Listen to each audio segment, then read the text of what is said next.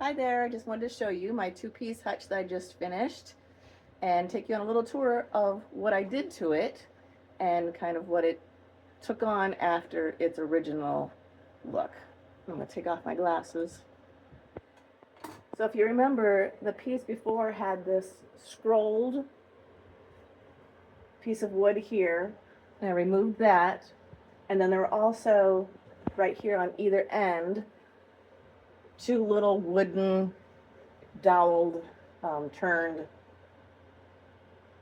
face fencing type pieces. I don't remember what you call them. Anyway, so that the bowls didn't like jump off all of a sudden, I guess. So I took those off as well and just really opened up that look, I think. Now, obviously, I painted it.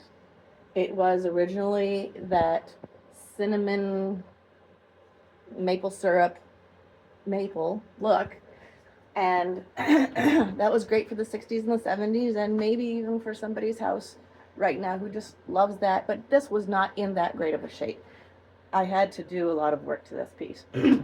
I do want to show you that it has double plate racks here, which is nice, both on the top two and on the bottom shelf as well. And then the paneling behind it is the original beadboard paneling back here, so it fits in with that country farmhouse style with that look nowadays.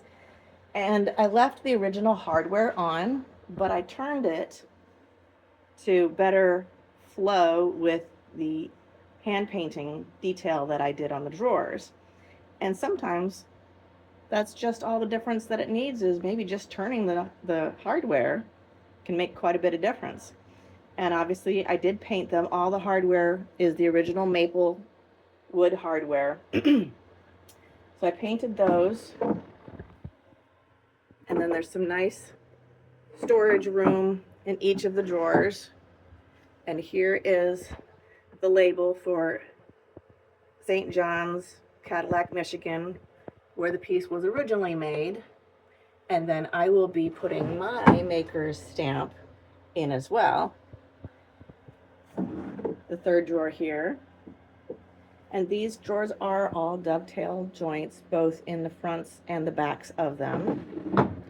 And you see that the top piece just sets off a little bit from the main piece. And since it is two pieces, if you wanted to, you could mount this to the wall up higher, say that your ceiling is quite lofty, which it's not in my case. But let's say you have a house that it is quite lofty and you have that extra space to mount this up higher on the wall and give yourself even more room here. You could certainly do that. That would be a really cool look. Now, the main part of the counter here is a stained, actually a custom mix stain that I made, because I still wanted it to be light, but I wanted it to have some warmth. And you'll see there's the gouges in here because it was used, you know, it's from the 60s. And then we come down here to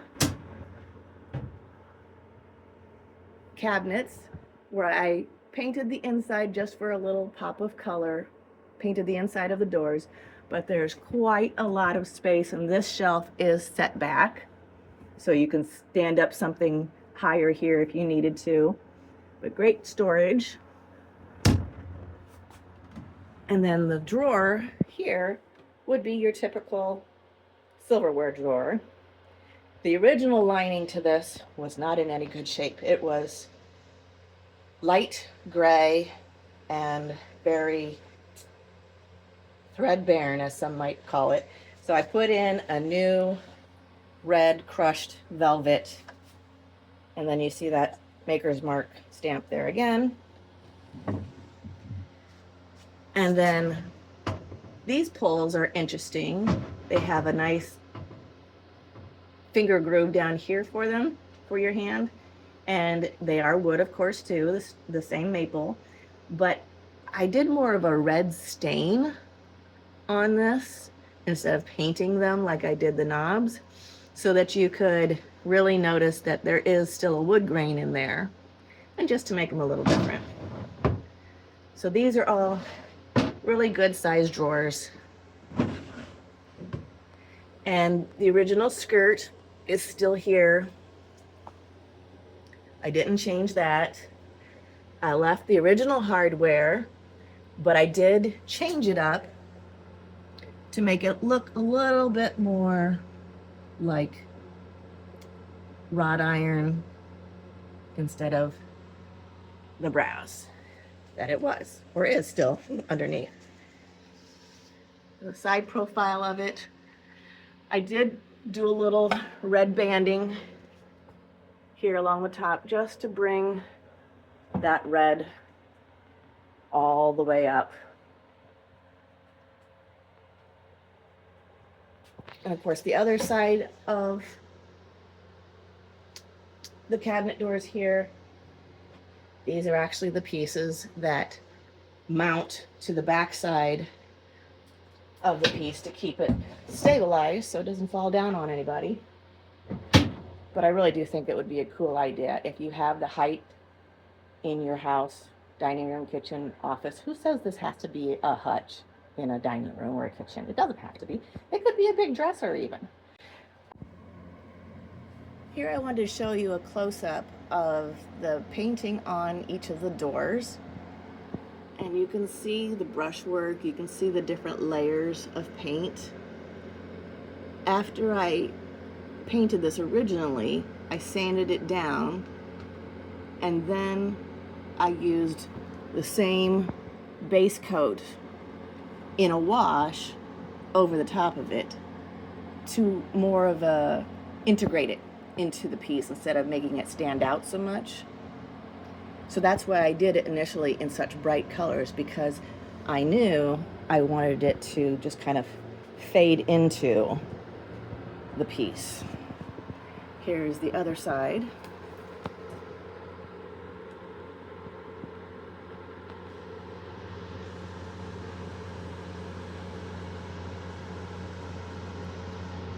So it helps to give that look of, this is an aged piece, maybe passed down from generation to generation, and could be passed down yet again.